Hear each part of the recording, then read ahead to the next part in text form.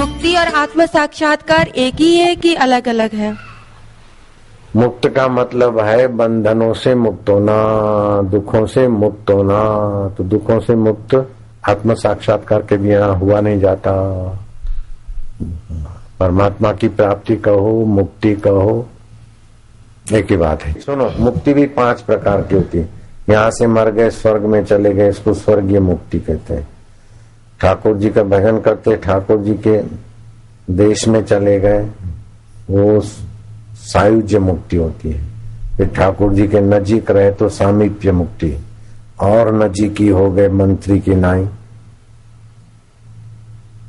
सायुज्य मुक्ति, सामीप्य मुक्ति।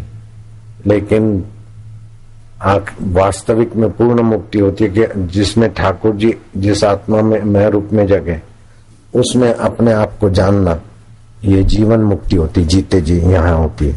दूसरी मुक्ति मरने के बाद होती है। स्वर्गीय मुक्ति, सालोक्य मुक्ति, सामीप्य मुक्ति, सायुज्य मुक्ति, सारूप्य मुक्ति, इष्ट के लोक में रहना सालोक्य मुक्ति है। उनका कोई चपरासी अथवा द्वारपाल जितनी नजीकी लेना सायुज्य मुक्ति है, सामीप्य मुक्ति। उनका खास मंत्री अथवा भाई की बराबरी जैसे रहते राजा का भाई, ऐसे हो जाना भक्ति से, सारूप्य मुक्ति।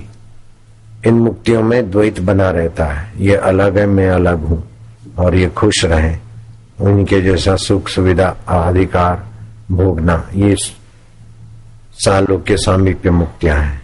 अब पूर्ण मुक्ति के अपने आत्मा की पूर्णता का साक्षात्कार करके यही पूर्ण गुरु कृपा मिली, पूर्ण गुरु के ज्ञान में अनंत ब्रह्मांड व्यापी अपने चैतन्य स्वभाव से एकाकार होना, ये जीवन मुक्ति है, ये परम मुक्ति है। मुक्तियों के 5 भेद।